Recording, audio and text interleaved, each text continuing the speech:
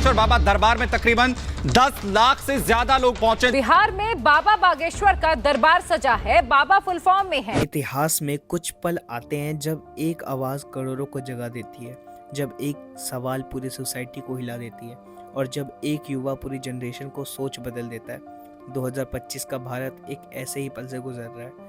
धीरेंद्र कृष्ण शास्त्री, जो सिर्फ अभी 29 साल के हैं, जो कि सिर्फ मध्य प्रदेश से एक छोटे से गांव से आते हैं, 12 साल की उम्र से एक कथावाचक कर रहे हैं। आज उनके यूट्यूब पे 3.9 मिलियन सब्सक्राइबर है और जब वो रिसेंटली अपना सनातन हिंदू एकता पद यात्रा पे निकले तो 2 लाख से ज़्यादा लोग उनके साथ थे। 170 किलोमीटर चलना, पर ये सिर्फ नंबर नहीं है, ये एक कल्चर रिनेसेंस का शुरुआत है।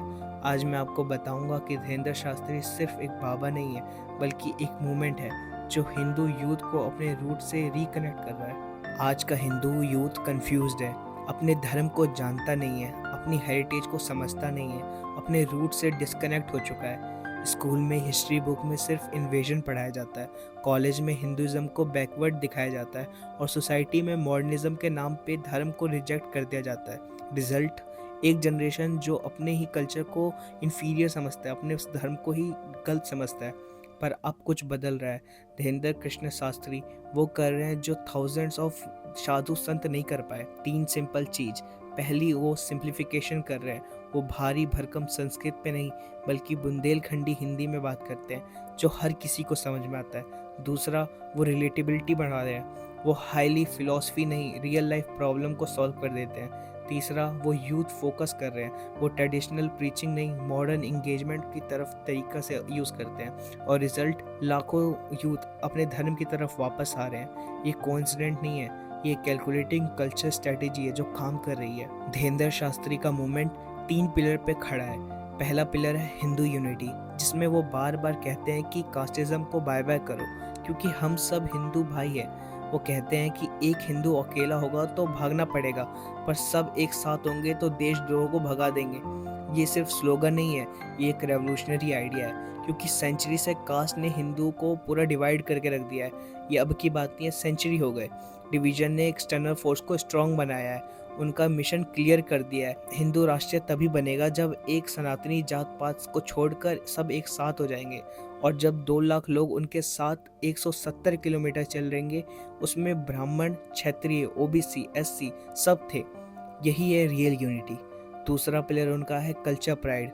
उनका क्लियर विजन है कि गौ माता को राष्ट्रीय माता का दर्जा मिलना चाहिए, सेक्रेड प्लेस को प्रिजर्व रखना चाहिए, यमुना जैसे रिवर को साफ कराना चाहिए और ब्रिज भूमि जैसे स्पिरिचुअल हब को शराब और मांस मुक्त बनाना चाहिए। ये डिमांड रेग्रेसिव नहीं है, ये कल्चर प्रिजर्वेशन का ब्लूप्रिंट है। हर कंट्री अपने हेरिटेज को प्रोटेक्ट करता है, वो चाहे फ्रांस हो अपने लैंग्वेज को, जापान अपने ट्रेडिशन को, तो भारत अपने सेक्रेड प्लेस को क्यों नहीं कर सकता। तीसरा प्लेयर है कॉन्स्टिट्यूशन पैट्रिज्म। बहुत लोग बोलते हैं कि हम कम्युनल है, हम डिवीजन चाहते हैं, हम अपने ही धर्म को मानते हैं। वो कहते हैं कि मैं एक हाथ में कॉन्स्टिट्यूशन, दूसरे हाथ में भगवान लेकर चलता हूँ। और कॉन्स्टिट्यूशन में कई बार अमेंडमेंट हुए हैं, तो एक अमेंडमेंट से इंडिया हिंदू राष्ट्र क्यों नहीं बन सकता। ये रेडिकलर नहीं है, ये डेमोक्रेटिक डिमांड है। वो वायलेंस प्रमोट नहीं करते, वो पीसफुल पदयात्रा करते हैं, कॉन्स्टिट्यूशनली मेथड की बात करते हैं, पर मीडिया सिर्फ कंट्रोवर्सी दिखाता है, रियल लाइफ स्टोरी उनकी इग्नोर कर दी जाती है। अब आते हैं रियल इम्पैक्ट पे। उनके इवेंट में 50 से 60% ऑडियंस यूथ है और फिल्म स्टार से ज़्यादा लोग धीरेंद्र शास्त्री पे पागल हो रखे हैं। पर क्यों? क्योंकि वो रिलेटेबल है, सिंपल लैंग्वेज में बात करते हैं और हर सोल्यूशन देते हैं। ये नहीं कहते कि तुम वो बन जाओ, साधु बन जाओ, वो एक रियल सोल्यूशन देते हैं। लोग टेंपल जाने लग गए, स्पिरिचुअल बुक पढ़ने लग गए, अपने कल्चर पे प्राउड फील करने लग गए। ये ट्रांसफॉर्मेशन मेजरमेंट से भरा है। सोशल वर्क इंटीग्रेशन भी उनका एक बड़ा हिस्सा है। उन्होंने 125 से ज़्यादा मास मैरिजेस ऑर्गेनाइज कराए हैं। अन्नपूर्णा किचन में हर दिन फ्री फूड बांटते हैं और वैदिक गुरुकुल में उन लोगों को बच्चों को पढ़ाते हैं जिन समर्थ नहीं है, वो एजुकेशन उनको भी देते हैं। ये भी तो काम है ना। पर मीडिया सिर्फ उन चीज़ों पे फोकस करती है जो उनको व्यूज़ लाए, टीआरपी लेकर आए। उनकी इंटरनेशनल रीच भी बढ़ रही है। फ्रांस, यूक्रेन, यूएसए, नेपाल, दुनिया भर से लोग आ रहे हैं। सनातन धर्म को ग्लोबल प्लेटफॉर्म मिल रहा है और ये सब एक 29 साल का युवा ने किया है। इमेजिन करो अगर आप 29 साल के थे या होगे तो तुम क्या कर रहे होगे। और वो तो कल्चर रेवोल्यूशन के लीडर बन रहे हैं अभी। अब बात करते हैं ऑनेस्ट क्रिटिसिज्म की, क्योंकि बैलेंस्ड व्यू ज़रूरी है। हाँ, कंट्रोवर्सी है, वृंदावन लिकर शॉप पे इंसिडेंट, लॉ अपने हाथ में लेना गलत था। कुछ लोग कहते हैं कि पोलरिज्म बढ़ रहा है, जो वो जादू करते हैं उनके ऊपर साइंटिफिक वेरिफिकेशन की ज़रूरत मांगते लोग। ये वैलिड कंसर्न है, पर एक बैलेंस व्यू भी ज़रूरी है। बाबा ने खुद कभी वॉयलेंस प्रमोट नहीं किया, उनके 10 दिन की यात्रा में कोई वॉयलेंस नहीं हुआ। उनका फोकस यूनिटी पे है, डिवीजन पे नहीं। और उन्होंने 300 से ज़्यादा कन्वर्जन वापस लेकर हिंदू धर्म में लेकर आए। ये यूनिटी नहीं है तो क्या है? क्रिटिसिज्म सुनना चाहिए, पर दुश्मनी नहीं करनी चाहिए। अगर तुम्हें बाबा पे भरोसा नहीं है तो उनके मैसेज पे फोकस करो। Unity, culture pride, youth empowerment, social service, ये सब तो पॉजिटिव है ना। दोस्तों, फाइनल मैसेज यही है कि धीरेन्द्र कृष्ण शास्त्री एक आदमी नहीं है, एक फिनोमिना है। वो एक सिंबल है यूथ अवेकनिंग के, जो अपने रूट को रीडिस्कवर कर रहा है। हिस्ट्री में ऐसा हमेशा होता है, जब सोसाइटी सो रही होती है तो कोई ऐसी आवाज़ आती है जो सबको जगा देती है। 16 में मार्टिन लूथर किंग थे, जिन्होंने सिविल राइट का मूवमेंट चलाया था। 18 में दलाई लामा थे, जो तिब्बत फ्रीडम की आवाज़ उठाई थी। और 20s में धीरेन्द्र शास्त्री है, जो कल्चर रेनेसेंस लीड कर रहे हैं।